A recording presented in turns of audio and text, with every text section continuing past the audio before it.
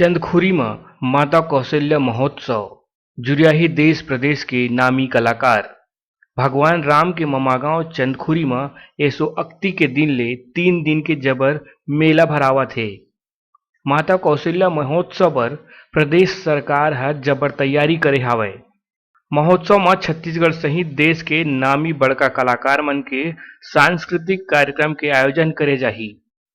सांस्कृतिक कार्यक्रम में 22 अप्रैल के माधुरी महिला मानस मंडली गरियाबंद, वाराणसी के योमेश शुक्ला, मुंबई के सुप्रसिद्ध भजन गायिका सुश्री कविता पौडवाल का भक्तिमय गीत संगीत के प्रस्तुति दी। 23 अप्रैल के सांस्कृतिक कार्यक्रम में वीणा वादिनी मानस परिवार भाटापारा, हरिदर्शन मानस मंडली जांजगीर चांपा, दंतेवाड़ा ले ज्ञान गंगा मानस परिवार के, मुंबई के सुश्री रविंदर खुराना, प्रभंजय चतुर्वेदी भिलाई के संगीतमय गीत संगीत ले भरपूर भजन के कार्यक्रम प्रस्तुत करही।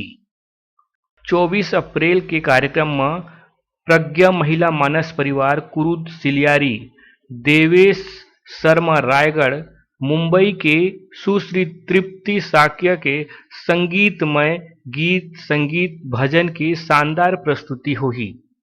माता कौशल्या महोत्सव के मुख्यमंत्री भूपेश बघेल 22 अप्रैल के उद्घाटन करही।